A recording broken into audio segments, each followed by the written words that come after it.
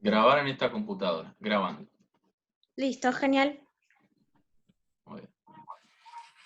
Hola a todos. ¿Cómo están? Vamos a esperar unos minutos hasta que siga conectándose más gente. Muy bien.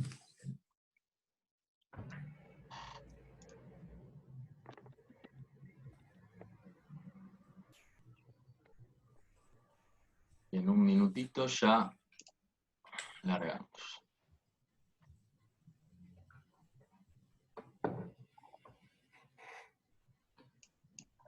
¿Cómo andan todos?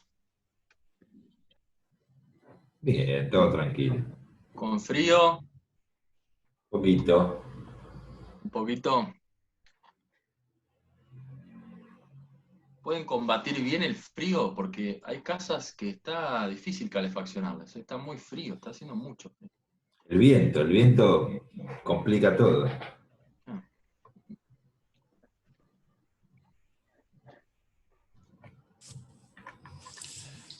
Ahí miraba recién una imagen en el sur, menos 20 grados y autos congelados. No sé exactamente si en Santa Cruz o en algún lugar, pero En estaba Río recién Grande, leyendo la noticia.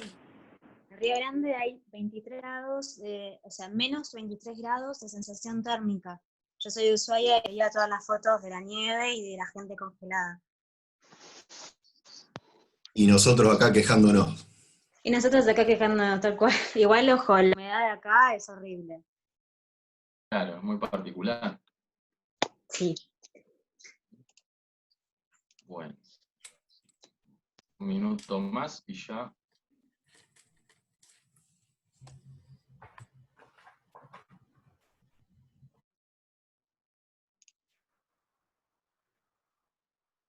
Perfecto. Bueno, ya estaríamos.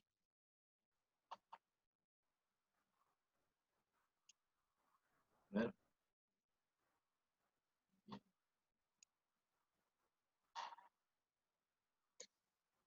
Bueno, mi nombre es Marco Muñoz Rossi. Soy quien va a llevar adelante esta charla, esta experiencia tan particular, que significa encontrar el derecho con el arte y viceversa. Y quiero agradecer en primer lugar a la gente del Centro de Estudiantes de la Facultad de Derecho de Mar del Plata, que en conjunto hemos desarrollado esta intención de encontrar dos situaciones que tal vez la pregunta sea más bien, ¿por qué deberían estar distanciadas? ¿Por qué estas dos órbitas del conocimiento, estas dos situaciones que significan, por un lado, el arte y el derecho, ¿por qué tenemos que decir por un lado una y por el otro lado la otra? Y no encontrar un nexo, ¿bien? Que de hecho existe, en realidad, lo que hoy vamos a tratar de analizar en conjunto, si bien voy a dirigir esta charla por Zoom, la intención es que participemos, nos involucremos en tratar de encontrar ese vínculo, ¿sí? Este vínculo que viene dado por distintas cuestiones, pero antes de seguir adelante con esta charla, quiero agradecer al grupo de argumentación, al grupo de investigación en argumentación jurídica de la Facultad de Derecho de la Universidad Nacional de Mar del Plata.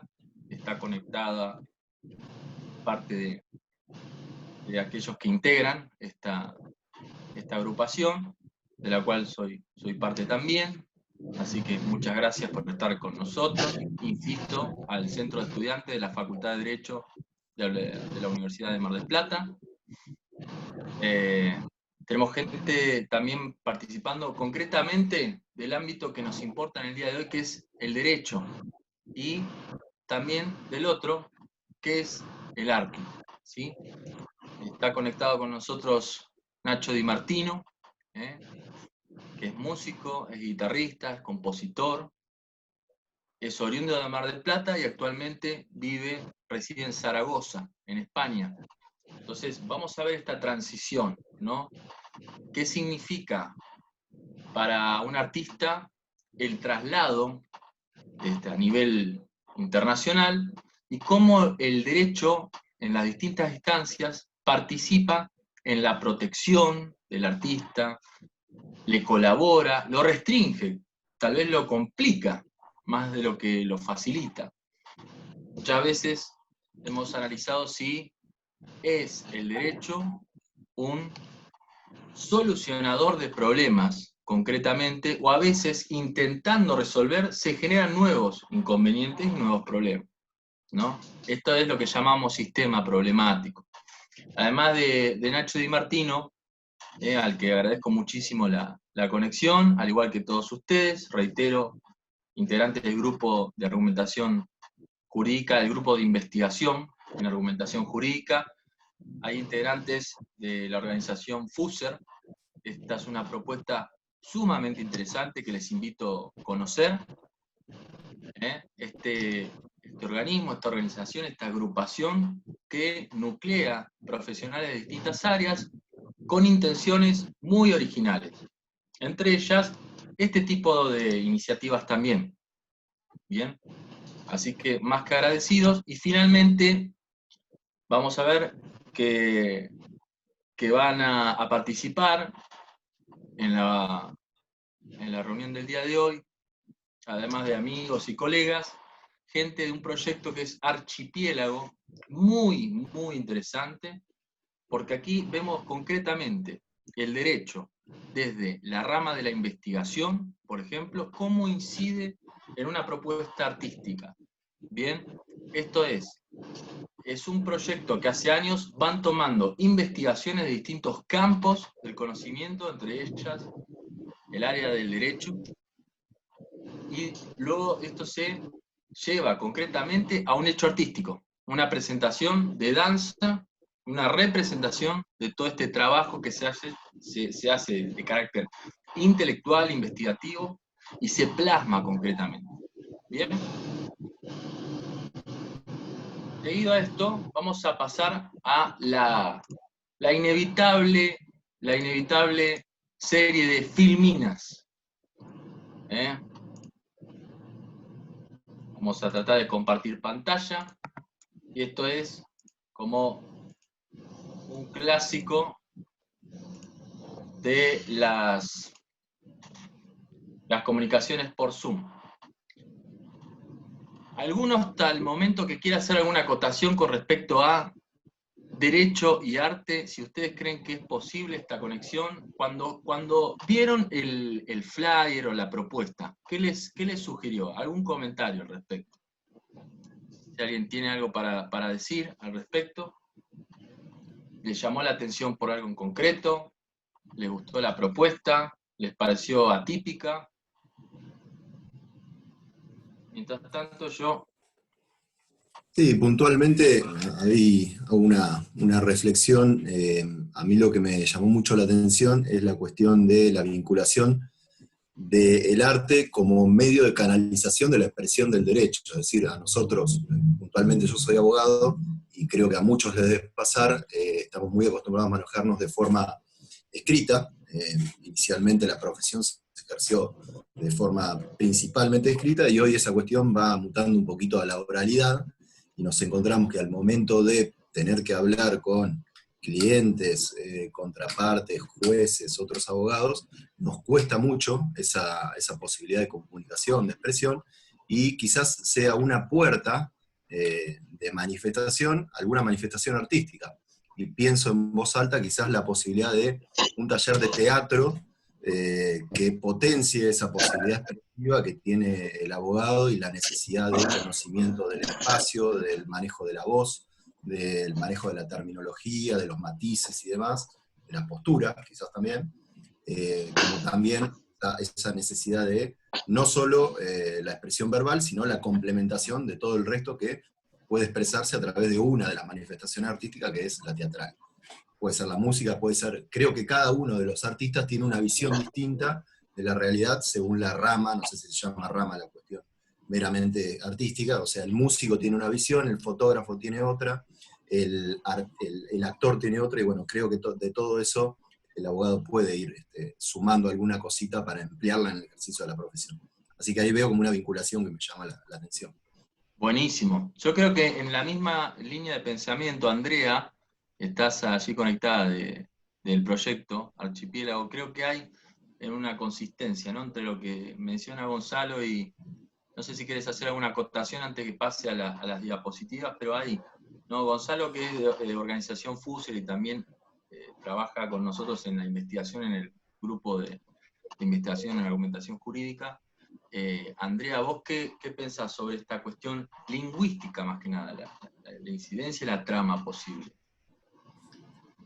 Hola, bueno, muy buenas tardes a todos. Para nosotras, desde Encuentro Archipiélago, fue interesante encontrarnos con los conceptos que manejan y repensarlos, ¿no? Y vengo a conectar con esto de persona, que es una reflexión, una investigación que está llevando adelante Marco, y llegó al encuentro en esta quinta edición para replantearnos cuál es el vínculo tal vez de personaje, de la persona que baila. Hay mucha retroalimentación dentro de la filosofía o lo que conceptualiza a ese ser artístico también y le da un marco de movimiento, en nuestro caso, o señala al cuerpo que está abriendo ese escenario y esas otras múltiples perspectivas que están a veces más ligadas a lo metafórico. Pero también es muy importante, o interesante más que importante, pensar nosotros desde las artes también cuáles son los cruces con la vida y con la realidad y con la cotidianidad. Eh, Replantear este tema de con qué nos identificamos. No, para nosotras, digamos, esa sería la mirada más interesante. Por supuesto que pienso en planteamientos, digamos, de lenguaje corporal que puedan aportarle al ejercicio práctico de un abogado también.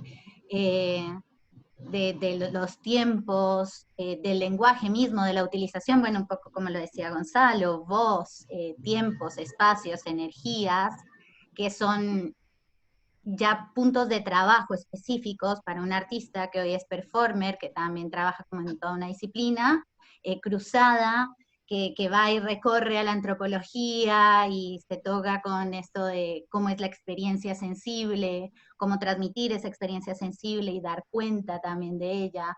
Eh, Aprovechándose, ¿no? Un poco de todos. Entonces sí, veo muchas conexiones posibles y estoy así como a la expectativa también de escucharles y ver cuáles son las conexiones que ustedes arman en este laboratorio más puntual de su ejercicio y chismosear allá en nuestras prácticas.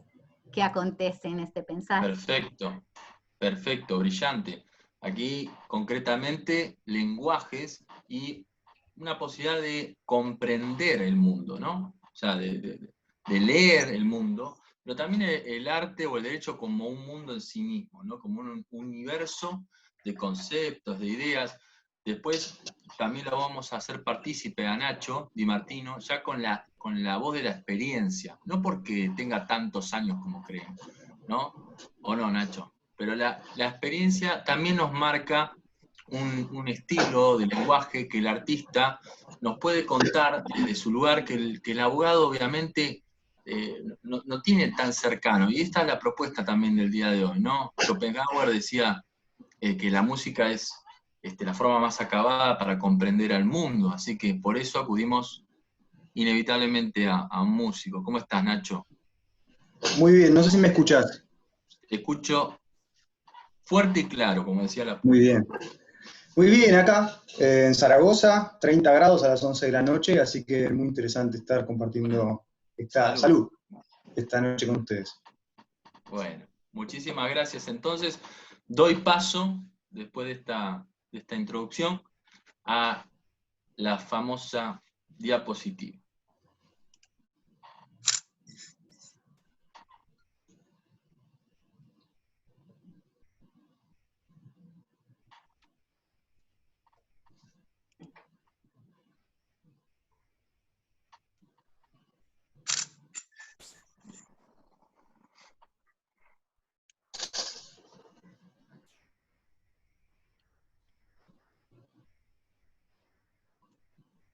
ven correctamente, ¿no?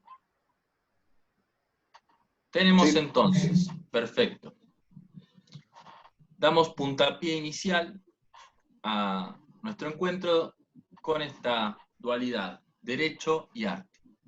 En este encuentro podemos entonces enfocar la cuestión desde dos visiones, pero integradoras, no distantes.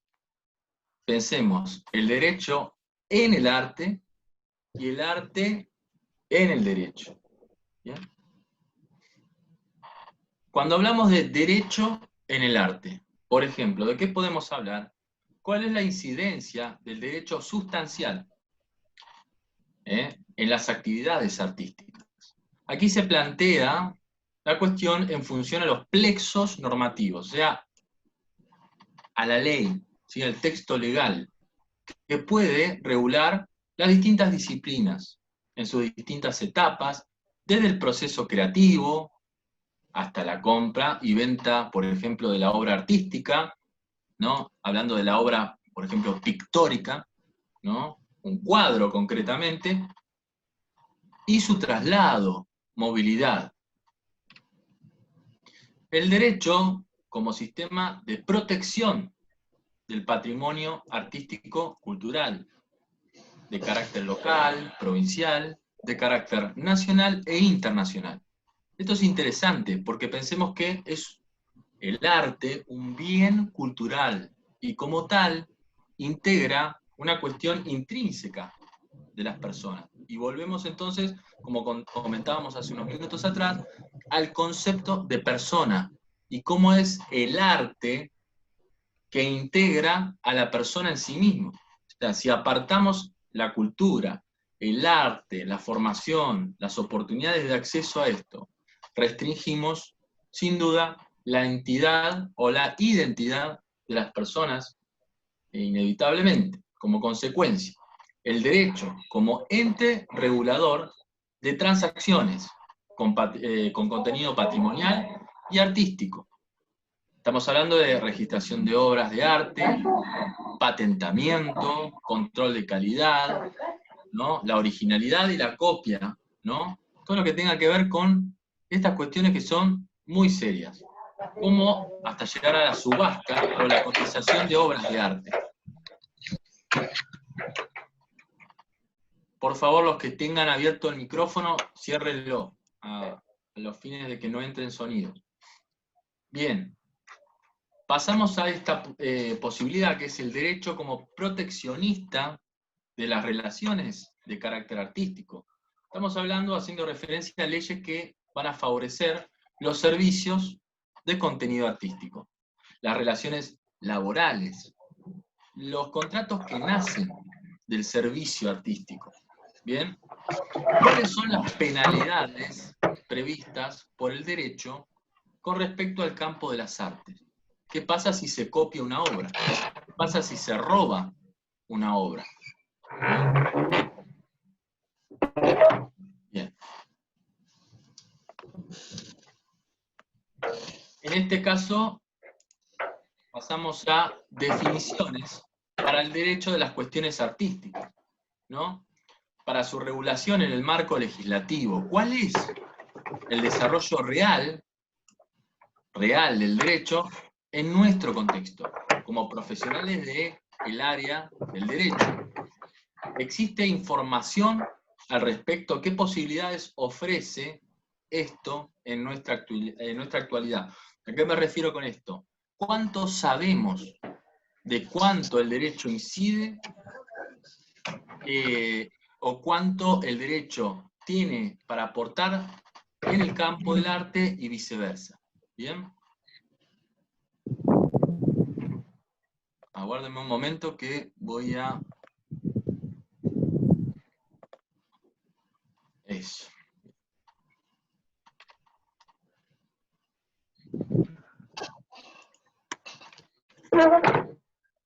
Este hombre, que se apellida Snow, propone una visión muy interesante, que es el concepto de dos culturas.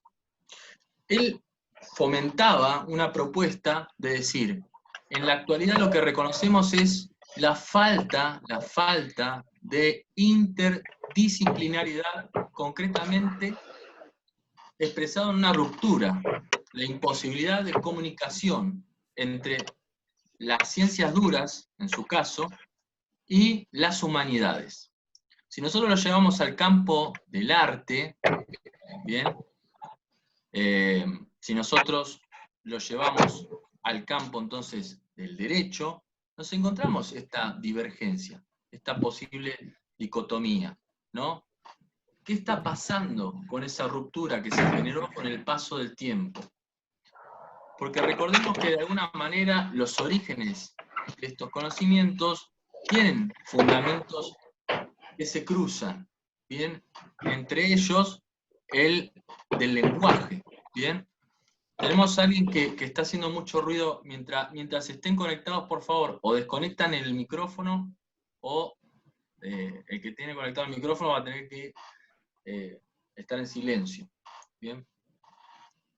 Entonces, ruptura, imposibilidad de comunicación, de interdisciplina, derecho y arte.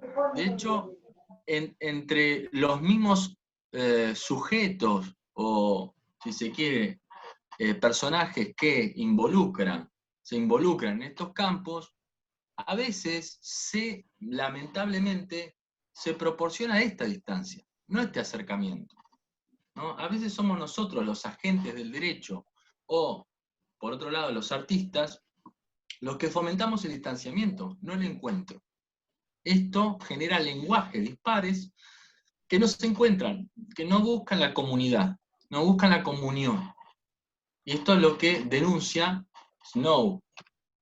¿Bien? Ahora vamos a la otra posibilidad, el arte en el derecho. ¿Qué herramientas artísticas podemos capitalizar? Y esto venía a hacer alusión Gonzalo. ¿Qué herramientas artísticas podemos capitalizar a favor de nuestra actividad dentro del derecho? ¿Bien? ¿Se entiende? Ahora desde punto de partida es el arte hacia o involucrándonos en el campo del derecho. Entonces el arte aparece como un complemento, por ejemplo, para nuestras redacciones. Esta es una posibilidad, nada más. Siguiendo con las posibilidades literarias, nos encontramos con recursos para mejorar la calidad de nuestras producciones, como profesionales, concretamente en la redacción de escritos judiciales, las cuestiones procesales, y ni hablar de la divulgación del derecho, esto es lo investigativo, ¿bien? Lo educativo, ¿bien? Las distintas propuestas de los distintos autores, información que nosotros divulgamos, hacemos llegar, esto es aquí nuestra función en los medios, por ejemplo, de comunicación, en los medios gráficos, en las revistas, en los sitios de internet, en los diarios, bueno, dice Daríos, ¿no? Pero es diarios. Quiero decir, ¿qué implicancia tiene nuestro lenguaje, nuestra forma de comunicar, cuando estamos frente a una cámara, frente a un micrófono, en esta instancia, por ejemplo? Esto tiene mucho que ver, por ejemplo, con el proyecto que hablábamos recién, de Archipiélago, de un encuentro posible entre derecho y arte y viceversa. Como investigadores, aquellos que sigan la línea de investigación en el derecho, papers,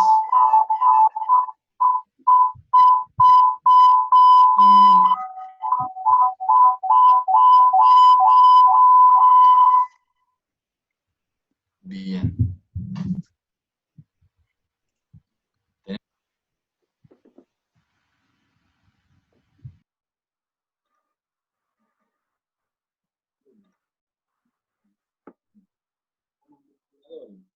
Decíamos, papers académicos.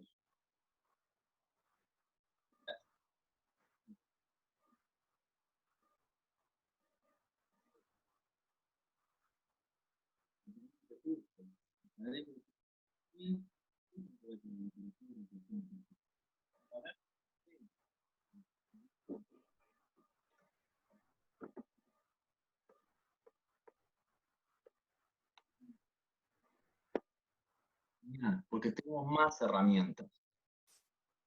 incluir herramientas artísticas a nuestro día a día como abogados es mejor, no peor, es significativamente mejor por todas estas virtudes que señalábamos. Y como alumnos, para aquellos que están cursando aún, cómo superar correctamente las distintas instancias de evaluación escrita, en materia de trabajos prácticos y exámenes de otro estilo. ¿Bien? Pero mucha alusión a los recursos artísticos aplicables a lo escrito, pero también a lo verbal inmediatamente, ¿no? A las posturas, la manera en que nos expresamos y remarcamos ciertas ideas sobre otras. Vamos a hacer ejercicios en el día de hoy sobre estas cuestiones. El arte para mejorar nuestra oralidad, como veían, bueno, justo cuando digo oralidad es cuando me equivoco, pero el arte para mejorar nuestra oralidad y expresión discursiva. Bien, correcciones en el uso de la voz, de la postura corporal, como profesionales y como docentes. Bien, y como alumnos lo vamos practicando, lo vamos incorporando. Mejora en la presentación de la persona. Esto es capitalizar el espacio físico a nuestro favor, herramientas propias, por ejemplo, de las artes de carácter dramatúrgico. ¿Sí? Entre otras, podría ser también las artes de la danza, nos da una percepción más correcta de nuestra corporalidad dentro de un espacio físico. ¿Bien? Seguimos. Potenciamiento de cuestiones que acompañan nuestro trabajo sustancial con respecto al soporte corporal, o lo vocal. ¿Bien? A su vez, la pregunta es cómo atraer la atención del público mediante el uso de ciertas pausas, qué significa un silencio, los volúmenes que tenemos que atender con respecto a nuestra voz, en las distintas instancias de un discurso, y también las tonalidades. Bien. Puntualmente lo que expreso aquí es porque hoy quisiera comentar un poco esta necesidad de cuestiones artísticas en el derecho y viceversa. La cuestión es que tengo formación en teatro, hice 3 años de profesorado en artes dramatúrgicas en la Universidad del Centro de Tandil, y esto me brinda herramientas que hoy quisiera transmitirles con respecto a educación de la voz, expresión corporal, y algunas de carácter pedagógico. Entonces, el tratamiento de cuestiones judiciales, alguna idea que tuve de participar en medios de comunicación, tanto en radio como en televisión, al momento de entablar los posibles vínculos entre los pares, entre los colegas, con personas también fuera de la órbita del derecho. Bueno, vamos a pasar a una cuestión lúdica. Vamos a hacer ejercicios con esto de forma muy sencilla. A medida que quieran participar, habiliten los micrófonos. Quisiera que algunos de ustedes, esto lo reconocerán fácilmente, para los que consumen mate como yo, esta tal vez una de las marcas más destacadas. No es que esto esté incorporando algún tipo de publicidad, sino que me causó gracia porque mientras estaba preparando el material para la charla de hoy, estaba tomando mate y veo en el dorso del paquete de yerba esta manera de redacción.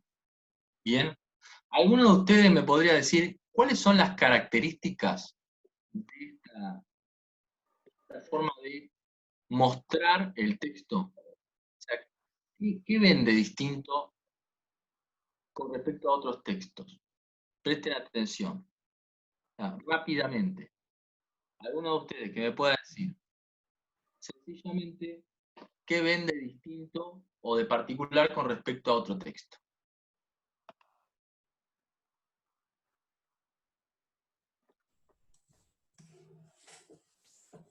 Sí.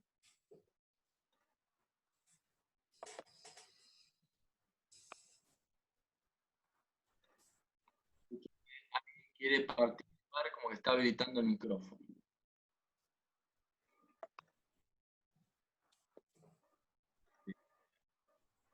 Mientras tanto, como verán a la simple vista, reconocemos distintos tamaños de letras, por ejemplo. Detectamos Claro. colores que se utilizan a lo largo del texto. Distintas tipografías. Bien, Antonella dice negritas, mayúsculas. Hay un cuerpo del texto y hay un título. Bien. Y también hay un cierre.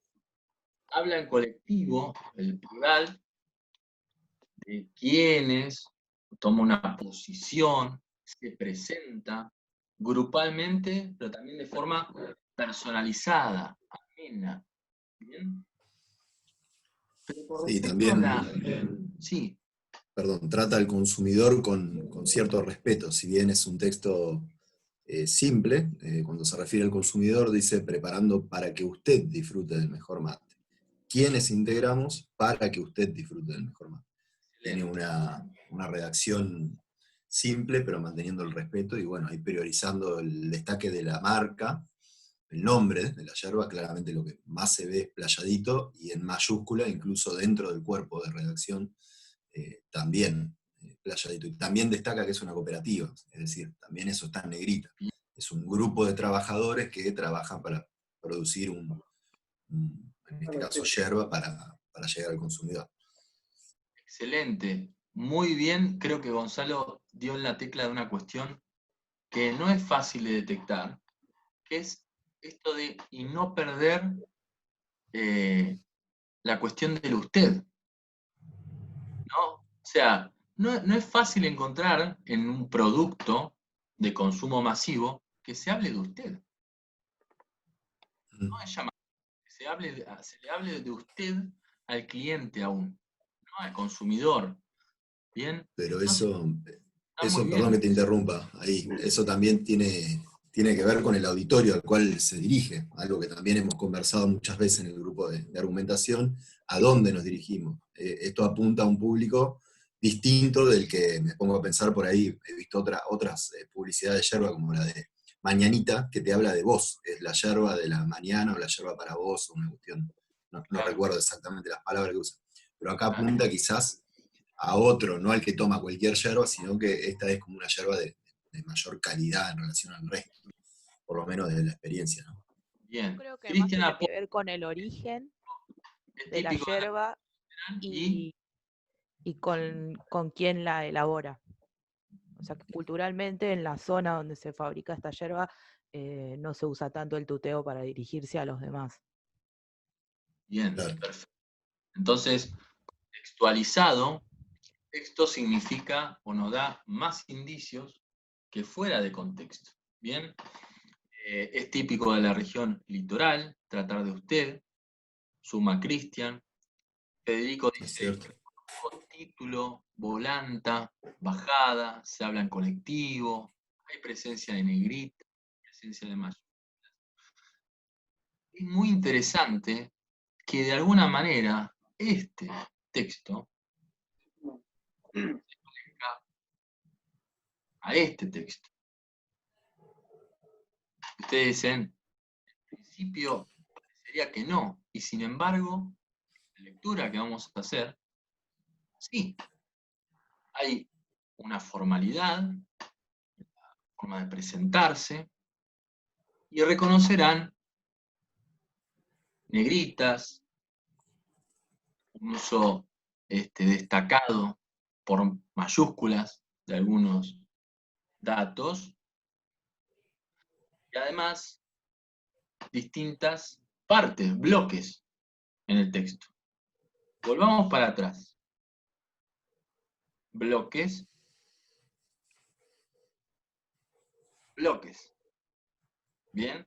De una, como habíamos dicho, situación contextual muy diferente. Sin embargo, comparten elementos. Bien. No estamos todavía en la instancia del arte. Bien.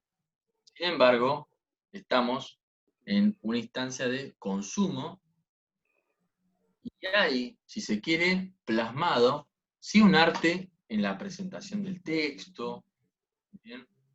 hay distintas cuestiones que están pensadas desde lo expresivo y el impacto que eso genera en quien lo lee. ¿Bien? Vamos ahora concretamente a esto. ¿Qué es? ¿Quiénes de ustedes pueden, de alguna manera, reconocer a qué rama del derecho corresponde esto? Rápidamente. Si hablamos de sucesión, hablamos de hecho que tiene que ver justamente con lo sucesorio y con la familia, está asociado con el derecho de familia, con el derecho sucesorio. Entonces, fíjense cómo comienza el título de la presentación y rápidamente los elementos más fundamentales que nos llevan a la fecha y lugar, y esto muy bien Jessica en referir al contexto, porque aquí se hace referencia también al contexto. Esto es en Mar del Plata, esto se está sucediendo el 29 de mayo del 2018. Y vamos a pasar a la lectura cuando dice que, en primer lugar, que con el certificado de función obrante a fojas 13 se acredita el fallecimiento de Pepita Flores. Bien, acá está una marca importante. ¿Por qué elige señalar a Pepita Flores o destacar a Pepita Flores por encima de la forma que se venía utilizando? La relevancia. Porque quien fallece, en este caso, que va a dar la apertura a una serie de derechos, ¿bien? Lo que se conoce como el causante, es Pepita Flores, ni más ni menos. Entonces, rápidamente yo tengo que hacer una lectura y detectar Pepita Flores.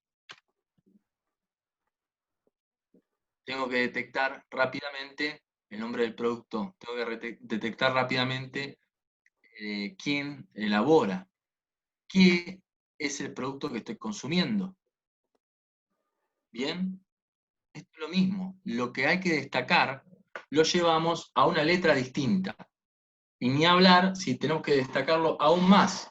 ¿Cuándo ocurre el deceso?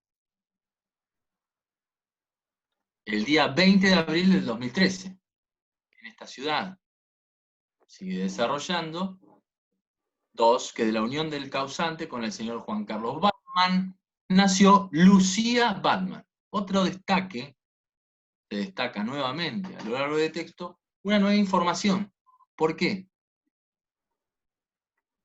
Porque es quien va a recibir, como consecuencia del deceso de Pepita Flores, una serie de derechos u obligaciones. ¿Bien?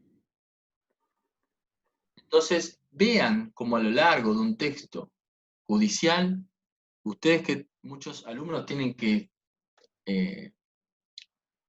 llegar a instancias de redacción, no es lo mismo en un examen que ustedes vienen redactando de una manera y puedan darle una atención distinta a una información que creen que el profesor que está corrigiendo entiende que es importante. Y el profesor le dice, es importante que ustedes señalen quién es el causante, no lo pongan de cualquier manera, tienen que destacarlo. ¿No? Y esto, a lo largo del trabajo que hay puesto en este texto, finalmente concluye con declarar, resuelvo, muy importante, porque este es lo más destacado de todo este texto, declarar en cuanto a ese lugar por derecho que por fallecimiento de Pepita Flores de Batman, le sucede con el carácter de universalidad de su hija, Lucía Batman. Pero fíjense que el resuelvo está bien destacado. Bien, en una lectura rápida reconocemos distintas instancias. Seguimos. Vean qué diferencia hay entre el texto que antecede y este.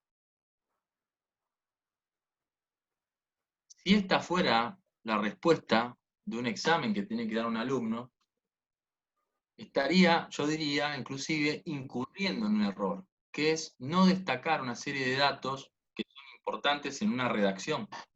Porque luego, en la práctica, para los que van a llevar adelante la redacción de escritos, prácticamente todos los que se dediquen a la abogacía lo van a hacer, tienen necesariamente que destacar ciertas cuestiones por encima de otras para generar énfasis. Y esto tiene que ver con el lenguaje, sin duda, literario y artístico. Este mismo texto, llevado a un trabajo un poco más acabado, se vería de esta manera.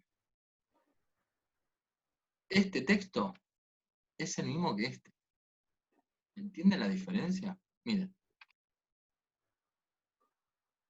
Parecen textos totalmente distintos. Sustancialmente tienen el mismo contenido. Este y este. Definitivamente hubo un salto de calidad. Hay un subrayado. Hay una necesidad de reconocer inmediatamente distintos bloques de información. Hay necesidad de marcar con negritas. Pero además, ustedes tienen que imaginar esto. Este lenguaje está conectado con la lectura. No es un escrito que yo agarro, copio y pego y tiro. Si yo procedo del otro lado a recibirlo y a leerlo, no es lo mismo leer este que este. Porque el juez, quien trabaje con el juez, tiene que reconocer inmediatamente la importancia de ciertos hitos en esto que desarrollamos como hechos sobre otros. Porque si yo digo que el actor ingresó a trabajar por cuenta y orden de Juan Carlos, que acá está, por lo menos está en mayúsculas, el 5 de junio del 2018, quien lo destinó a prestar tareas en relación funcional de dependencia como repositor exclusivamente de los productos fabricados por la mencionada firma desarrollada mayormente en su labor, parece un informe policial. No es el contexto. El contexto es la órbita del derecho. Y en la lectura tenemos que hacer esta salvedad. Hechos. Que el actor ingresó a trabajar por cuenta y orden de Juan Carlos. ¿Cuándo? El 5 de junio del año 2018. Es importantísimo para calcular una serie de cuestiones relativas a las liquidaciones. ¿Cuánto vamos a reclamar? No es menor. Quien lo destinó a prestar tareas en relación jurídica de dependencia laboral como repositor, entre comillas, exclusivamente de los productos fabricados por la mencionada firma, subrayado, desarrollando mayormente sus labores en el supermercado Lima Limón. ¿Dónde? En su sede central. No es menor tampoco. Saber dónde se desarrollaron, dónde se generó y se perfeccionó este vínculo laboral. Es por ello que el actor quedó comprendido en la categoría de freno, personal administrativo, categoría 2, repositor. Referencia al derecho inmediatamente, bien, de la industria de alimentación, artículo 5. No obstante, la mencionada firma fabricante de productos alimenticios obligaba al actor a realizar habitual. ¿Se entiende? Cuando ustedes estén redactando, piensen del otro lado quién lo va a recibir, cómo lo va a leer. Porque, insisto, no es lo mismo recibir que esto. Definitivamente no es así. Pónganlo en práctica a lo largo de la carrera. ¿Bien?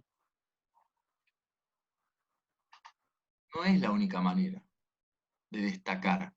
De hecho, nosotros tenemos también distintos momentos, no solo el de redacción, sino que nosotros también nos vamos a sentar a leer un expediente y tenemos que, si nosotros vamos a representar a la demandada, leer la demanda. O en un texto importantísimo que es un expediente, reconocer distintas cuestiones, para los cuales podemos hacer uso de marcadores, ¿no? Por ejemplo, y destacar con colores ciertas cosas. Pero en presentaciones, que hacemos, para aquellos que van a seguir la carrera de investigación, por ejemplo, también es muy relevante. Una presentación de diapositivas, como estamos haciendo ahora, no es lo mismo en la primera instancia que en la segunda. Fíjense, de vuelta, el texto es exactamente el mismo. Fíjense, en primer lugar, versus un texto lleno de colores, con cambio de letras, inclinación de las letras, uso de negrita, uso de colores, diferenciación del texto, inevitablemente llama la atención del lector. Bien. Nosotros tendríamos que empezar a pensar que estas son cuestiones y herramientas técnicas. Bien.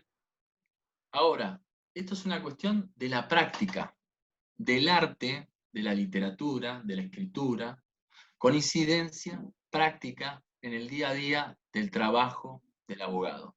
Pero además, sustancialmente, el derecho fue partícipe de cuestiones que tuvieron que ver con el arte, como habíamos dicho, de carácter sustancial en la órbita normativa, en el plexo normativo, ¿bien? En el constructo de normas para regular cuestiones del derecho. ¿Bien?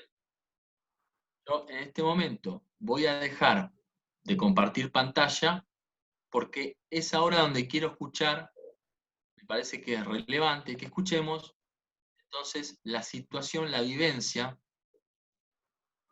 de aquellos que son los partícipes y los artífices del arte, concretamente,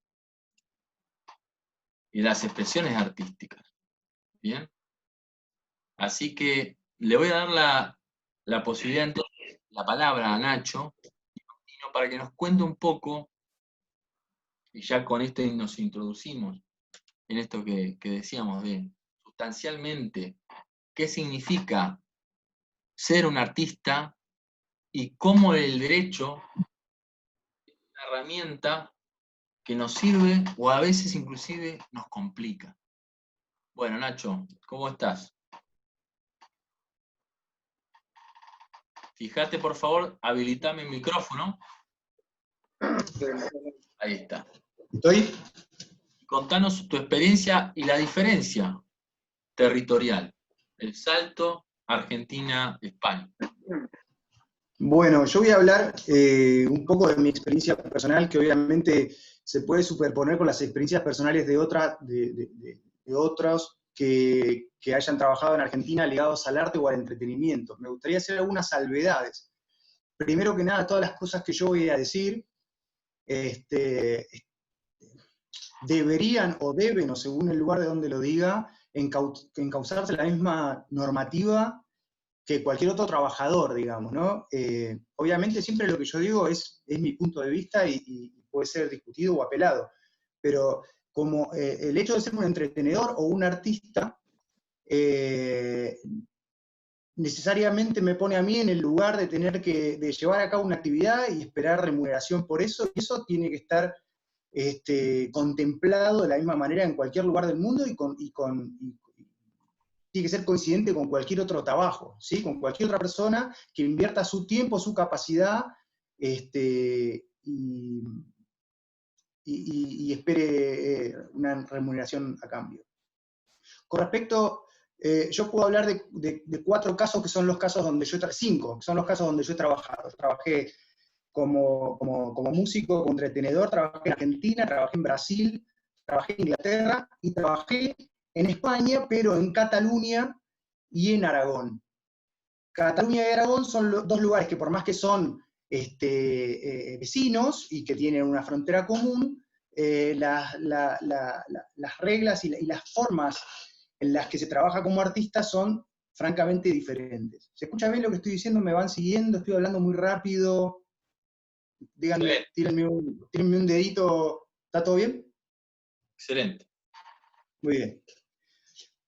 En el caso de Argentina, En el caso de Argentina, yo, por más que he pasado por, ustedes saben mucho más que yo de cómo se define cada una de las cosas que voy a decir, pero he trabajado muy poco en relación de dependencia, pertenecí muy poco tiempo a una sociedad que además es una sociedad muy chiquita, que es una banda de reggae que se llama Rondamón, que funciona como una empresa, aunque muchos les llama la atención. Rondamón era una pequeña empresa, una pequeña sociedad, y la gran mayoría del tiempo en Argentina trabajé como un proveedor con un monotributo y facturando como proveedor. Y también la lógica de mi servicio era esa, ¿no? O sea, la de dar un servicio, la de mi propuesta. En Brasil, muchísimo más relajado todavía. En Brasil directamente era como ir a la casa de un amigo y bueno, me pongo ahí y la gente más o menos está acostumbrada a que tiene que pagar por el espectáculo, pero no parece estar regulado en lo más mínimo por nada, y a nadie parece importarle demasiado. Cataluña es un lugar muy parecido a Argentina, donde está medianamente regulado, pero si en Argentina el 70% de mi trabajo era en negro, bueno, en Cataluña como músico 70% o más, ¿sí? Y ahí habría que hacerse una pregunta con respecto a lo que Cataluña dice de sí mismo, con respecto a ser los grandes generadores de riqueza de España, ¿a qué costo, no? Porque si vos tenés a tus artistas y a la gran mayoría de la gente trabajando en negro, hay un Estado que lo permite, y a qué costo, ¿no? Somos los que más producimos. Después, aquí en Aragón y en Inglaterra, siempre los trabajos como músicos son en relación de dependencia. O sea, aquí en Aragón, nosotros a cualquier lugar que vaya a tocar, se me da de alta, se me paga la seguridad social, la RT, se paga la jubilación y todo, está medido, eso es un 41% del bruto, y el trámite se hace automáticamente. También hay mucha gente acá que trabaja en una relación de dependencia con un contrato de trabajo constante, no es lo que a mí más me gusta, entonces no peleo mucho por eso. Y también está la posibilidad de hacerse lo que en Argentina es el monotributo, que acá es ser autónomo, pero realmente es caro. Para que ustedes tengan una idea, el sueldo promedio de un músico en Aragón, un músico no demasiado destacado, sino alguien que trabaja como para sobrevivir, gana alrededor de 800.000 euros, y el carnet de autónomo, lo que sería el monotributo acá, es de 350 euros, o sea que para pasar a ser independiente yo tendría que aumentar mis ganancias arriba de un 30% promedio, como para poder tener cierta independencia. Después hay un montón de cosas que, bueno, Marco les puede contar mejor cómo funciona. Yo la verdad que no soy un especialista en cosas que tienen que ver con contabilidad y demás, pero sé que se pueden deducir el IVA y demás, pero en general es realmente caro acá ser independiente, tenés que tener un volumen de ingreso grande como para ser independiente. Y en Inglaterra directamente cualquier trabajo que vos hagas, trabajás en relación de dependencia para quien te contrate, aunque los contratos sean de un día, es muy parecido acá, y la diferencia que tenés con acá es que además está bancarizado. O sea, a mí en Inglaterra es el único lugar del mundo donde yo trabajé, donde me despertaba a la mañana y me habían depositado ya el show que iba a hacer esa noche. Que no es una norma necesariamente, que todo sea así, pero, digamos, en general la gente está acostumbrada a que sea de esa manera. Yo cobraba ese día a la mañana el show de la noche, mis amigos que trabajaban, tengo algunos amigos que hacen SEO para Google y para algunas empresas y trabajan en Spotify, ellos cobran el sueldo de enero, lo cobran el 29 de diciembre, ¿sí? ¿Se entiende? O sea, en ese sentido, todos los países son bastante diferentes entre sí, pero en general la idea siempre fluctúa entre esto de ser independiente, entre ser un autónomo, o tratar de trabajar en relación de dependencia. Según la carga impositiva que tengas en un país o en otro, o lo que voy a decir está mal, no lo hagan en sus casas, pero según cuánto puedas evadir o no de tu carga impositiva, te va a convenir hacer una cosa y otra.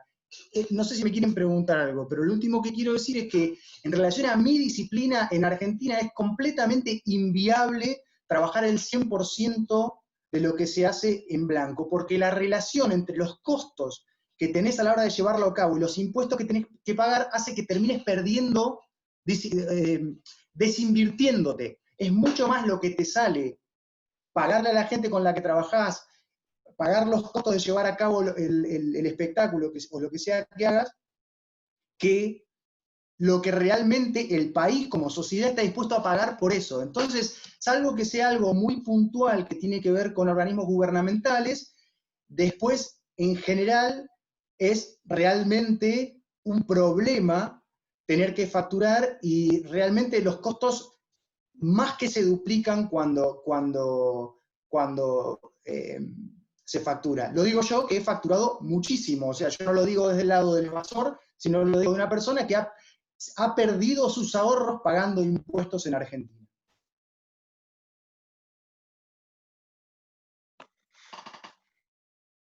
Más que agradecido por las vivencias, ¿no? que nos compartís, porque sinceramente yo creo que van a surgir preguntas de parte ¿Cómo? nuestra, que van a surgir necesariamente preguntas de parte nuestra, pero también es chocante porque para muchos de los que estamos escuchándote, pensamos tal vez que la situación del artista es distinta. Por ejemplo, está muy interesante cómo lo emparentás inmediatamente. No emparentar, no lo disociás de cualquier contrato de trabajo, posibilidad de relación de trabajo que vendría a amparar, ¿no?, a cualquier trabajador, ¿no?, o debería amparar por lo menos.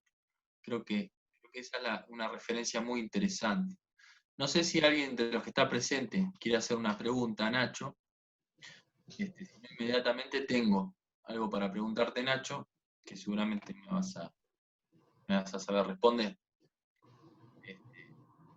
Si nadie tiene en este momento una pregunta, yo pienso, con respecto a los organismos, ¿no?, que deberían ayudarte, colaborar en la persecución de los fines de poder llevar adelante un trabajo y una vida como músico, en tu caso.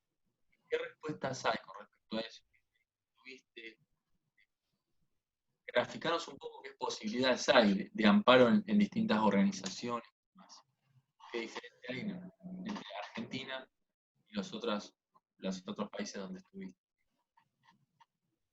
Bueno, por un lado me parece que es interesante esto de que en ninguno de los países donde yo trabajé hay organizaciones equivalentes a un sindicato, ¿sí?, de músicos. Y no por eso la remuneración cae, ¿sí? O sea, no por eso mi tiempo, mi capital digamos, con lo que me he formado, o el capital que tengo que he ido haciéndome con el tiempo, vale menos, ¿sí? O sea, ¿qué quiero decir? Lo digo más fácil. No porque no haya sindicatos en Inglaterra o en España, a mí me van a pagar menos, ¿sí? Eso por un lado, digamos. Con respecto al arte, eso está muy claro. Después, en tanto, yo creo que la pregunta tuya, vos te referís a las organizaciones como SADAIC, CAPIF y ADI. Esas organizaciones que también existen acá y en muchos lugares del mundo, esas organizaciones, cada una tiene ciertas funciones, ¿no? SADAIC se encarga de los derechos de autor. ¿Qué quiere decir? Vos lo hablabas un poco en una de las filminas del principio. SADAIC se encarga de, entre comillas, recolectar los derechos de autor. Cada vez que una música que yo haga se toca en algún lado o se reproduce en algún lado, SADAIC cobraría por eso. ¿Qué es lo que tengo para decir? Que lo cobra, lo cobra. Que lo paga, no lo paga. O paga muy poco. CAPIF tiene otro arreglo que es mucho más digno, que tiene un programa de incentivo a los productores. CAPIF es la Cámara de Productores de música. CAPIF cobra siempre. Ustedes deben haber escuchado el nombre ADI CAPIF. Bueno, tiene una agencia conjunta donde el impuesto se cobra, o no sé si es impuesto o cómo se llama eso. El impuesto se cobra conjunto, pero son dos entidades diferentes. CAPIF es la Cámara de Productores. y ellos tienen un programa de inversión, o sea, por cada disco que yo edito, voy como productor y les digo, yo edité este disco como productor, y ellos me dan una plata determinada, que hoy por hoy no sé cuánto es, eso va cambiando y demás, pero ni más ni menos. Ellos cobran un fijo siempre, y vos sabés que cada disco que vos presentes como productor, ellos te van a dar un dinero, que en general cubre los gastos, no suele ser una ganancia, pero cubre gastos. Y después, ADI es la Asociación de Intérpretes, que cobra a las radios y a cualquier lugar donde se pasa música, ADI va a cobrarlo, y también tiene una forma de distribución de la riqueza un tanto dudosa. Dudosa no, en realidad, no representa la realidad. Yo veo que los cobradores de ADI, de CAPIF y de SADAIC cambian el auto una vez por año, y ahora yo estoy viviendo acá, pero cuando vivía en Argentina, bueno, cada vez se cobraba menos, ¿sí? Las planillas que ellos presentaban eran cada vez más caras, y lo que a mí me pagaban era cada vez menos, nominalmente, no proporcionalmente. Entonces, son entidades que, lejos de protegernos a los autores, intérpretes y productores, hacen un negocio a costa nuestra. Hay alguien más que siempre que se habla de esto pareciera que es el hada madrina, o que nadie sabe dónde está, que es el Estado y la Constitución, que debería protegernos también, porque yo no sé, o sea, cuando Galperín registra Mercado Libre, él puede hacer uso de su condición de dueño de eso a lo que registró. No necesita a nadie que vaya y le cobre derechos por hacerlo. Sin embargo, cuando yo hago algo, hay una empresa que va y hay una empresa, dije, mirá qué acto fallido.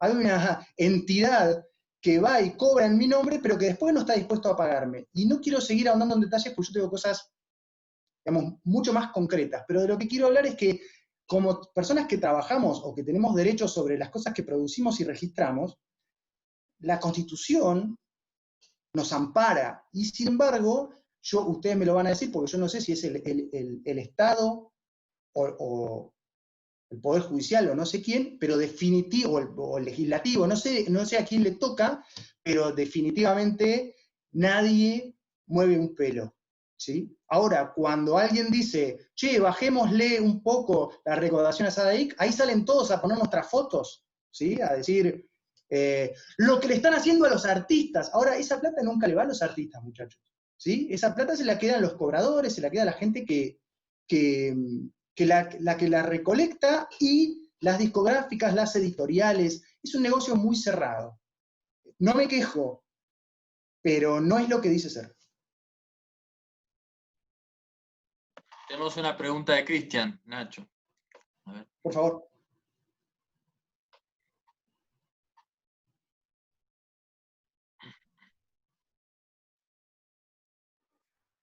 Ahí está. Ahí está. Hola Nacho, ¿cómo te va? ¿Qué tal, Cristian? Gusto conocerte. Mirá, te quería hacer una pregunta relacionada, ¿qué opinión tenés del INAMU, del Instituto Nacional de la Música, que es un órgano creado por ley para fomentar la actividad musical? Es un ente público no estatal, que bueno, tiene esta vocación de fomentar la música. No sé qué opinión tenés respecto del organismo. Déjame que me acuerde bien de la INAMU. Vos sabés que no me termino de acordar, porque se me confunden un poco las siglas. Es una que estaba... Vendría a ser el Instituto Nacional de la Música. Bien. Es un órgano, creado en 2012, 13, no recuerdo bien, por ley, para fomentar toda la música, los artistas. Mirá, te digo, se me ocurría esta pregunta, Sí. porque, digamos, ahora con todo el tema de la pandemia, que los artistas no están pudiendo presentarse y poder ejercer su derecho a tocar y a trabajar también, como vos bien nos estabas contando, acá en la TV pública está saliendo un programa, creo que va los sábados, no sé si creo que los sábados, en el que difunden artistas de todo el país. que, bueno, vendría a ser uno del objeto del INAMU. No sé bien quién lo dirige y demás, por eso por ahí te preguntaba vos si tenías idea, pero que a mi modo de ver creo que está haciendo un buen laburo, porque, bueno, se pueden escuchar artistas que de otra manera no llegaríamos, porque no tienen la difusión, digamos, que los medios de comunicación le pueden dar. Te soy sincero, yo hace más de un año que no vivo en Argentina, no sé cómo está la situación allá. Realmente el trabajo de la INAMU, en un momento lo que ellos hicieron, que estuvo muy bueno, me acordé mientras me lo contabas, ellos fueron los que liberaron un montón de mitos que tenían que ver con los derechos de los músicos, y con muchas de estas cosas que yo te estoy contando. O sea, ellos hacían cursos de capacitación para que vos pudieras ser libre de registrar la música que vos quisieras, que vos cobrás tus regalías. Sé que hasta en un momento tenían un programa de, como decirte, como si fuese un programa de, como de pequeños ciclos, donde si vos eras de Almagro te ibas a tocar a Ciudadela, o te hacían una fecha en La Pampa y demás. Eso te hablo 2014, 2015, como cerca. Aprovecho la interrupción porque te hacían, hasta donde yo tengo entendido, un carnet que te permitía descuentos en el transporte, ¿no? Claro, creo que eso sí lo hacía. Ahora, después, concretamente, y esto que vos me contás, que todo lo que sea fomento artístico para gente que necesita ese fomento, porque pertenece también a un ideario de que el arte necesita ser fomentado y que necesita ser acompañado.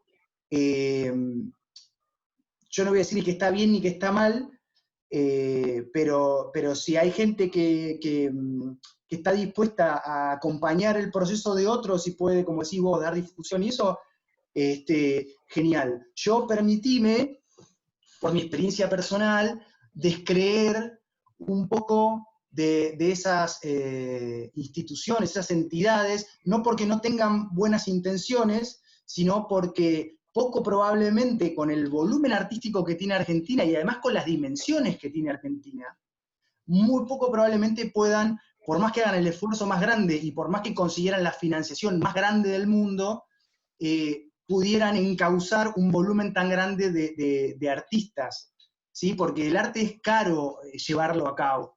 Entonces, si no es la sociedad misma la que fomenta el arte, y tiene que ser como la mochila de una institución, yo no digo que sea imposible, pero realmente es difícil. Nada tiene que ver esta institución, el INAMU, con las otras tres que yo te estaba hablando, ¿sí? Que son entidades que, son entes reguladores, ¿sí? Nada tiene que ver el INAMU, como también en Mar del Plata hay una asociación ahora que se llama la UNMAR, y hay un montón que supongo que son organizaciones de fomento al arte, que son organizaciones que acompañan, como decía Marco, que dan descuentos y demás. Pero sinceramente, bueno, yo nunca tuve demasiado contacto con ellos, ni tengo demasiada noción de lo que hacen. De lo que sí estoy seguro es que jamás fueron a cobrar a mi nombre, y eso se los valoro, como se ha hecho Sadaik un montón de veces. Gracias, Nacho. No, bueno, más que relevante, ¿no? La voz de Nacho, que también nos puede dar también un salto, ¿no? Con respecto a una situación en un territorio, en otro, una historia de vida, que nos da más claridad, aporta más claridad, más luz a temas que para nosotros a veces son distantes. Con respecto a esto, quisiera seguir un poquito más con las filminas, no es mucho más lo que los voy a torturar, son un poquito más. Y la idea es pasar a la siguiente propuesta, que es ya concretamente, a través de sucesos históricos, ver que no son contemporáneos, Obviamente la historia de la humanidad es tan grande como hechos históricos han ocurrido en la misma, y contextualmente en nuestro país, a nivel nacional,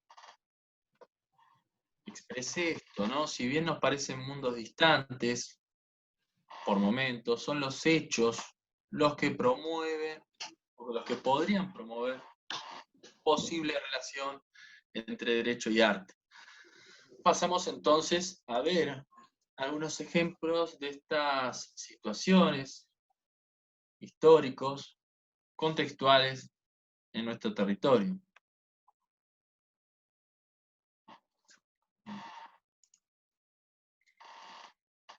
Este creo que fue uno de los hitos con respecto a la relación posible. Bien.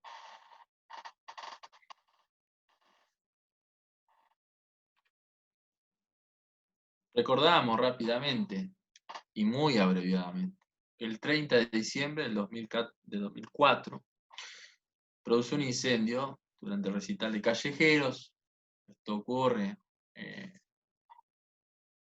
el barrio de Once, en Buenos Aires, provocando una de, definitivamente, las mayores tragedias no naturales, bien, en nuestro país, y deja un saldo de 194 muertos, heridos por 1.432, y inmediatamente pensamos que la relación inminente con el derecho es la inmediata intervención de la justicia penal en estas cuestiones, y una revisión de todo lo que respecta a los plexos normativos que acompañan estos espacios, si están realmente en condiciones para recibir la cantidad de gente que reciben, las cuestiones de seguridad relativas que deberían imperar en todos estos recitales masivos, ¿bien? Y quiénes están ingresando, si son menores de edad, si van a tener un espacio suficiente para transitar. Entonces se produce la revisión de la legislación y los controles en materia de seguridad entonces. Esta tragedia concientiza a la sociedad, como sucede lamentablemente con muchas tragedias, sobre el estado de muchas discotecas, locales, que estaban destinados a espectáculos, en este caso de carácter musical. El gobierno revisa el estado de estos lugares, los locales bailables también. En nuestra ciudad, en Mar del Plata, esto ocurrió profundamente, lo que resultó en la clausura de una gran cantidad de estos espacios. Y es un impacto a nivel nacional lo que acontece, con una clausura importante, como decíamos, de discotecas, espacios dedicados a la cultura, en forma posterior a este incendio. En el 2018 el gobierno de la Ciudad de Buenos Aires intenta promulgar normativa que avanza sobre la actividad callejera de los artistas, y ya estamos pasando a otra situación. Son ejemplos para que nosotros veamos arte y derecho concretamente en sucesos históricos de los cuales hay infinidad, hay muchísimos. Yo cito algunos, ¿no? Artistas callejeros, donde se encuentra afectado la limitación del espacio en donde poder expresarse. Y en ese entonces, 2018 fue relativamente hace poco, la policía avanza en el desplazamiento y la represión fue considerable de los artistas de la calle, bien digo, inclusive en nuestra localidad. Tengo alguna imagen de esto, alguna manifestación que se dio lugar en ese entonces. Esta es la peatonal de la ciudad de Mar del Plata. Esto está obtenido de el diario de más tirada de la ciudad de Mar del Plata. Se suceden movilizaciones en todo el país con respecto a esto, por miedo a las réplicas, ¿no? Que se repita esta situación. Y ¿Qué se traduce a nivel sustancial del derecho? Que se deriven nuevos proyectos, bien digo, de corte municipal, como fue y es la convocatoria de artistas callejeros para las temporadas. Y esta es la gran incógnita, la del coronavirus. ¿Qué significa para todos nosotros, pero particularmente para los artistas? Y cómo pensamos los agentes del derecho y aquellos que estamos involucrados en el derecho, en la protección de algo que en el inicio yo mencionaba como intrínseco de la persona. El arte como formación de todas las personas. Creo que estamos integrados por arte. Desconocerlo y no darle la protección que le corresponde a aquellos puntualmente que dedican su vida día a día a desarrollar estas actividades es prácticamente arrancarnos un pedazo de nuestra identidad. Somos cultura, somos educación, somos arte, porque el arte es vida y aquí estamos. Puntualmente, como bien lo dijo Nacho, se da la situación de la propiedad intelectual en el caso de los artistas, y él también nos ponía en el aprieto, si se quiere, de preguntarnos, ustedes, como abogados o futuros abogados, ¿cómo entienden estas cuestiones? Porque a veces le damos una situación diferencial y eso se traduce negativamente para la imposibilidad de llevar adelante la producción artística, y concretamente que esto se pueda traducir en un sustento y que la gente pueda vivir del arte, porque corresponde esto, ¿no? Debe ser una realidad para aquellos que quieran dedicarse a este aspecto. Bien, estamos ante la ley 11.723 cuando hablamos de propiedad intelectual. Es la ley que protege los derechos, si quieren ir siguiendo el texto, de los autores con respecto a obras de carácter científico, literario, artístico y didáctico, entre otros. ¿Qué significa para el autor que la ley le dé la protección con respecto a la propiedad intelectual de su obra? Intelectual, ¿eh? Le permite exponerla, reproducirla por cualquier medio, traducirla, que se pueda traducir, bueno, explotarla en los buenos términos, ¿no? Comercialmente, ¿eh? E inclusive que se autorice a otro que pueda hacerlo.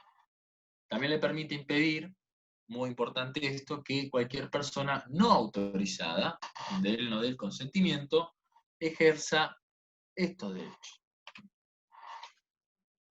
Bien, ¿es necesario registrar una obra para protegerla? No. No, sí, no. Pero bueno, supongamos que esta tesis se lleva a cabo, ¿no? Y dice, no, las obras están protegidas del momento de su curación sin ningún otro requisito. En esta expresión es donde Nacho refería, por ejemplo, a cuestiones de corte constitucional, de derechos de carácter humanitario, de tratados internacionales, de instrumentos internacionales, a los cuales nosotros acudimos de forma inmediata, porque son fuentes inevitables del derecho, pero tal vez si nosotros podemos concretizar el derecho en una ley como esta, estamos más a favor de nuestros derechos, porque concentramos más la atención en lo específico. ¿Bien? Es correcto decir, a mí me ampara la Constitución, pero es demasiado un genérico tan grande, un universal tan grande, que si nos podemos concentrar en las especificidades de cada actividad o de cada situación, entendemos que el derecho se mejora, porque se forma un lenguaje más acabado en defensa de nuestros derechos. Entonces dice, si registras tus obras, es más fácil probar que sos el autor, por ejemplo, ¿no? Entonces, en materia de juicios, sabemos la importancia de la probatio, ¿no? En latín, la situación de probar. Y quien mejor pruebe, mejor derecho a mejores pruebas. Que sos el autor, por ejemplo, y que sos el titular de los derechos sobre esas obras. Registrar las obras te va a permitir probar cuándo se hicieron las obras, ¿no? Las obras artísticas tienen un momento donde se puede concretar una fecha, por lo menos determinar una fecha, a los fines de decir quién copió a quién, por ejemplo. ¿Bien? Esto es importante cuando otra persona dice que la obra le pertenece a él y es mía. ¿Pero dónde se produce el registro? Tenemos el Instituto Nacional de la Propiedad Industrial. Aquí dejamos direcciones. Yo después les puedo pasar estas filminas para que ustedes tengan esta información muy relevante. Piensen que para muchos de ustedes puede ser inclusive una oportunidad laboral, empezar a indagar sobre estas cuestiones cuando como alumnos en lo inmediato van a salir a la profesión y hay poco profesional formado al respecto. Muy, muy importante. Si entran a las páginas van a encontrar estos tipos de servicios. Bien, fíjense que hay un apartado sobre contratos, muy interesante. Cuando hablamos de contratos para el servicio que brinda un artista, en la producción de una obra, porque se lo contrata para llevar adelante una obra artística, ¿cómo son esos contratos? ¿Qué características tienen? ¿O deberían tener? Y cuando hablamos de derecho de propiedad intelectual, ¿qué va a defender? ¿Sobre qué va a recaer? Por ejemplo, libros, otros escritos, obras y dibujos, y pinturas, y esculturas, obras arquitectónicas inclusive, planos, mapas, maquetas. Luego pasamos al área del cine, de la materia audiovisual, de la radiodifusión, la fotografía, las composiciones de carácter musical, grabaciones, fonogramas, las coreografías. Es interesante esto, ¿no? O sea, uno piensa que inmediatamente lo reconocible, lo tangible, pero vuelvo a insistir en las cuestiones intelectuales, donde la materialidad a veces es relativa, no es fácilmente reconocible y por eso insiste con la cuestión intelectual. Inclusive, fíjense, programas de computación y bases de datos, todo esto protegido por la propiedad intelectual. Fíjense el alcance de la protección con respecto a los sujetos, no solo protege al autor, sino a los colaboradores, bueno, los herederos, ¿no? Los que con permiso del autor traducen, la adaptan, la modifican a esa obra, y los que elaboran programas de computación, por ejemplo, sobre esa obra, cuánto dura para el autor toda su vida. Esto es importantísimo saberlo, ¿no? Una vez que está protegida, se protege para toda la vida, y en el caso, bueno, hacemos estas salvedades, herederos 70 años, intérpretes y demás. Pero me quedo con esto puntual, ¿no? Una vez que registramos el derecho, es longevo a tal punto de que persiste hasta la muerte, la desaparición física del autor. ¿Bien? ¿Qué pasa cuando terminan los plazos de protección? Se transforma en una obra de carácter libre. ¿Bien? Las ideas están protegidas, o sea, no concretamente la obra, sino la idea de realizar una obra. No, la ley protege solo las ideas siempre que estén expresadas de las formas indicadas. Pero en sí, la idea, hasta que no pueda ser plasmada, es libre. ¿Bien? Las obras publicadas solamente en Internet también pueden estar protegidas y se necesita siempre la autorización para utilizar las obras publicadas, inclusive aquellas publicadas en Internet. Bien. No quería dejar pasar también esta cuestión, cuando hacíamos referencia al patrimonio cultural, a lo histórico, a lo intrínseco de las personas. El arte conforma ese patrimonio de carácter cultural, sin duda. Tenemos, por ejemplo, la ley 25.743 y leyes de protección de patrimonio cultural, arqueológico, paleontológico. ¿Qué hacen estas leyes? Tratan de evitar que los bienes que forman parte, que integran ese patrimonio, se pierdan o se deterioren, ¿no? Se gasten. Y, como ha sucedido en más de una oportunidad, que salgan del país de manera contraria a la ley, porque existen posibilidades de que se trasladen las obras, pero hay que seguir un proceso. Concretamente, cuando nos referimos a patrimonio de la cultura, es el conjunto de bienes materiales y no materiales. Solo, como habíamos dicho, lo material, sino lo de carácter, por ejemplo, intelectual. Seleccionado por una sociedad en un determinado tiempo histórico y expresa la creatividad de ese grupo, de esa sociedad, de ese grupo humano, lo identificatorio, bien, la idiosincrasia, lo que caracteriza y nos da una idea de pertenencia. ¿No?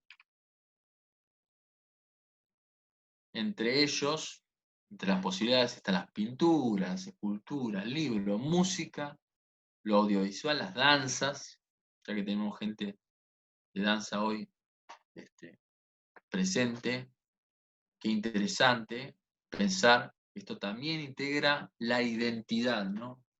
La cultura, el patrimonio, lo arquitectónico, lo arqueológico, lo paleontológico, los sitios históricos, los lugares, ¿no? Y inclusive rituales, tradiciones. Súper interesante. Y como decíamos, la posibilidad de exportar y de vender. Se pueden sacar las obras de arte, los objetos, las colecciones, las antigüedades, pero hay que seguir un proceso. No nos vamos a adentrar en esto, es un texto muy largo, pero fíjense que hay posibilidades. No significa inevitablemente que si yo me llevo una obra de arte a otro país, eso implica violentar la ley, sino que si está previsto y hecho correctamente el proceso para trasladar la obra, se puede hacer. Bien, es regular la situación. Fíjense esto, ¿qué es la lista roja de bienes culturales argentinos en peligro? Es una lista donde se indica que los bienes están más expuestos al saqueo, los que integran esta línea, ¿bien? Y cuya comercialización y exportación definitiva está totalmente prohibida por ley. En estos casos son excepcionales. En esa lista hay muchos de los bienes en peligro, pero no están todos. Todo el tiempo se va renovando, aparece nuevo patrimonio. La lista roja sirve para que la población, si hace una cuestión pública, conozca los bienes que en peligro de tráfico se encuentren de carácter ilícito. Y funciona como una herramienta para poder reconocerlos rápidamente. Pero la idea es que alguien pueda visualizar y decir, hey, esto no puede dejar el país, ¿no? Estamos hablando de tanto cerámicas como piedras, como metales, producciones textiles, cestos, arte rupestre y fósiles, entre otros. Bien, con esto damos finalizado lo que vendría a ser la exposición de materia de filminas y quería invitar, si hay alguien presente de Danza Archipiélago, si quiere participarnos un poco en función de lo que hemos estado desarrollando hasta el momento, las vivencias, cómo se entiende desde del campo de las danzas, de las expresiones escénicas, la relación entre derecho y arte. Solo a través de las vivencias, sin entrar necesariamente en tecnicismos, tenemos a Francisca, ¿sí? Así que muchas gracias por la presencia. Y Francisca, te toca además como el broche de oro, ¿no? El cierre de este encuentro. El cierre. Hola, ¿cómo están? No había saludado. Bueno, qué interesante. Qué bueno, pude entrar y acá escuchar un rato. Desde la danza es bastante complejo abordar estas temáticas, sobre todo porque estamos como en un proceso de construcción de un instituto que nos avale, ¿no? Que nos haga toda esta bajada de derechos que estuvieron mencionando. Nosotras para registrar nuestras obras todavía dependemos del INT y de Argentores, ¿no? Como tenemos siempre el vínculo directo con el teatro. Entonces se está haciendo una organización bastante importante desde varios movimientos de la danza a nivel federal para poder hacer valer nuestros derechos. Se presentó al Congreso la Ley Nacional de Danza, y bueno, yo creo que de a poco estamos en un proceso de unión y de red para poder visibilizarnos y dejar de depender de otras áreas, ¿no?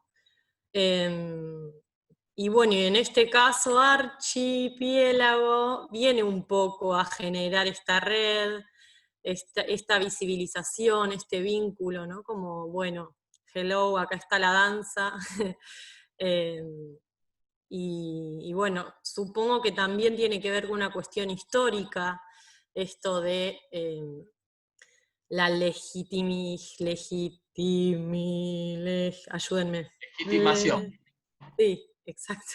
O legitimidad. Legitimación de la danza, ¿no? Como en relación al proceso histórico de existencia del área, de la disciplina.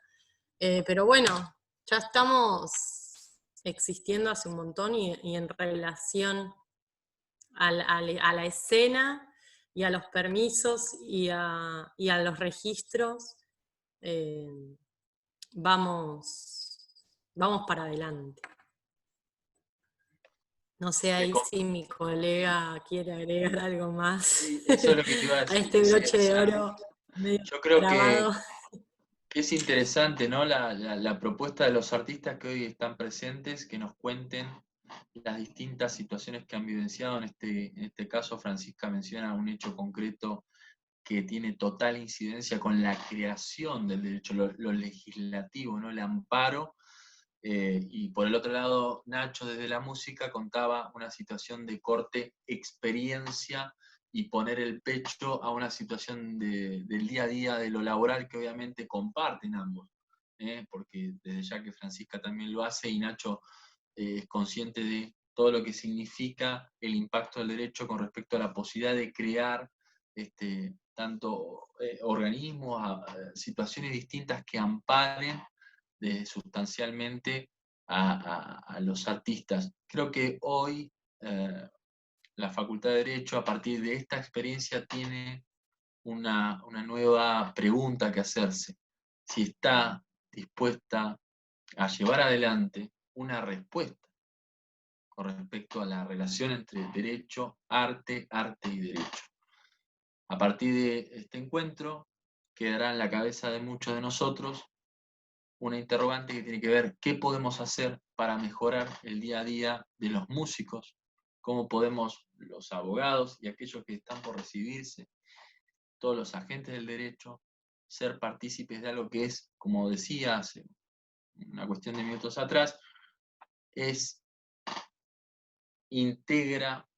la persona, integra el concepto de persona. Somos arte, somos cultura, somos educación, somos un montón de cosas, pero tenemos que tomar conciencia cada uno desde su lugar.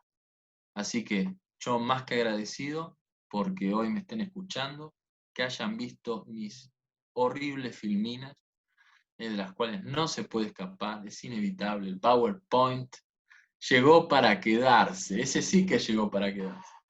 Así que muchas gracias a todos desde los artistas hasta los artífices, no solo del arte, sino del derecho, que son los estudiantes, los alumnos, y todos los que hacemos día a día, integramos el espacio de la justicia, tanto desde lo educativo, la docencia y puntualmente nuestra práctica laboral. Así que, sin más, si alguien tiene algo para decir, si no, creo que llega el momento de darle cierre a esto. Veo que ya hay muchas gracias por la charla, el tiempo, buenas tardes, y creo que entonces marchamos en paz, ¿sí? Bueno, muchísimas gracias a todos, Gracias. Estamos viendo. Hasta luego, muchas gracias. Gracias por tu información y tiempo, gracias. Gracias a Gracias ustedes. a todos. Hasta luego.